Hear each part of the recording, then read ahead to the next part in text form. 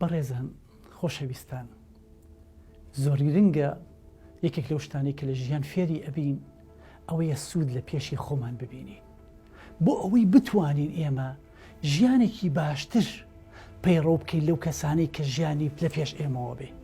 ئەگەر ئێمە سوود لە خەڵکی پێشتر نەبینین کابێتە ئێمە ژیانی ئەوان دووبارە ئەەکەینەوە. ئەگەڕنەوە پیاوێک هەبووە شەوێک، دوو شەو، سێ شەو، چەند شەوێک لە خەوا پێی ئەڵێن کاکە خوای پەروەردگار سێ خەونی چاکیاوە بە تۆ ئەم سێشتە داوا بکە کە خوای پەروەردگار بۆت بکە. ئەویش بەیانی بە خێزانی ئەڵێ وەڵڵاهی هەستەکەم شتێکی ئاوان بینیوە، خەوێکی ئاوان بینیوە. خێزانیش ئەڵێ قەیچەکان ئادەی تۆ یەکەم داواکاری خۆت لە منە بەرجەستە بکە. ئەویش ئەڵێ ئادەی چیتەوێ؟ ئەڵێ داوا بکە لە خوا کە من بکاتە جوانترین ئافرەتی دنیا. ئەویش داواکە خوایە ئەم هاوسەرەی من بکەی بە جوانترین ئافرەتی دنیا، جوانترین ئافرەتی دنیا کە دیقەتەدا جوانترین ئافرەت ئەبینی. کە هاوسەرەکەشی سەری مێردەکەیەکە ئەڵێ من لەگەڵ توا بمێنمەوە ڕێک بەجێ ئێهێڵێ. ئەمیش یەکسەر دوعاکە ئەڵێ خوایە بیکی بە سەگێکی شەل، لە بەردرگاکە ناچێتە دەرەوە بێتە سەگێکی شەل.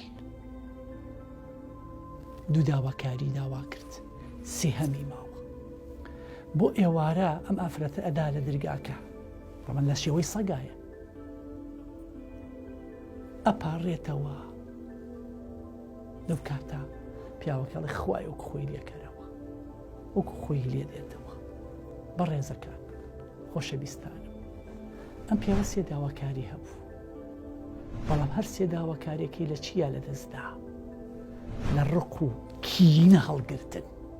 گریمان تۆ داواکاری یەکەمت ئەوە بووە کە ئافرەتەکە جوان بێ، کە تۆی بەجێ هێشتووە قەیچەکە با داواکاری دووەم ئەوە منیش گەنج بوومایەتەوە، با داواکاری سێمم ئەوە بواە کە سەرۆت و سامانێکی باشم هەبێ. بەڵام ژیان لای ئێمە بۆتە چ شتێک؟ بۆتە ئەوەی کەوا دائیمەن من لە داخی کەسێ، لە وەڵام دانەوەی کەسێ شتێکی تر داواکەم کە دەبوو ئەم مرۆڤ ئەم ژینگە خراپە بۆ خۆی دروست نەکا، واز لێ خەڵک بێنێ بۆ خۆیان و ئاگاداری وەزعی خۆی بێ، واز لە ڕێگەی تۆڵەسەنەوە ئیتر واز لێ بێنین، لە داخی خەڵک شتکردن واز لێ بێنین. ناکرێت ئێمە بەم شێوازە ژیانی خۆمان گوزەر بکەین.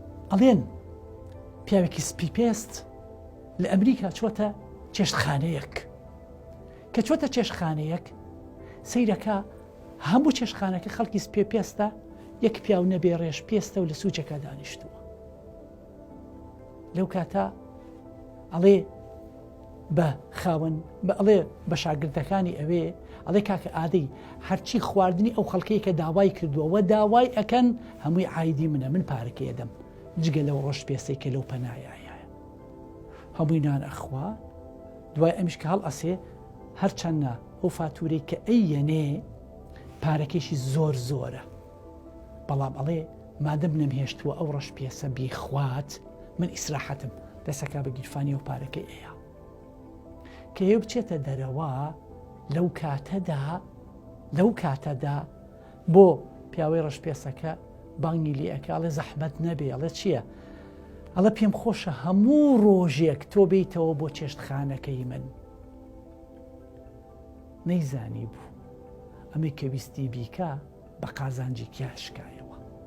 بەڕێزان خۆشەویستان، گرنگە ئینسان لەو کەسانە بێ وەکو ستیفن کوفی ئەڵێ ئینسان ئەبێ پێشڕەوی خەڵک بکا لە کاری چاکە. دائیمەن پلانی ئەوەت هەبێ کە بەرەو باش بڕۆی، دائیمەن پلانی ئەوەت هەبێ ئەو خەڵکە لە خۆت کۆکەیتەوە، نەک کەسێک جوڵەیەکی کردووە و دوو جوڵەی بەرامبەر بکەی، ڕەخنەیەکی گرتووە و دوو ڕەخنەی بەرامبەر بگری، فێڵێکی دروست کردووە تۆ هەوە بدەیت چەندین فێڵی بەرامبەر بکەیتەوە. ئەو کاتە هەموو ژیانی تۆ ئەبێتە ئینتیقام، ئەبێتە تۆڵەسەندنەوە، ژیانت نابێنێ. کە ژیانشت نەما کۆتاییت هاتووە. ئەگەر لە ژیانی شابی دەبا بزانین چۆن ئەژین و چی دەکەین بۆ ئەوی بەردەوام بێ ژیانمان.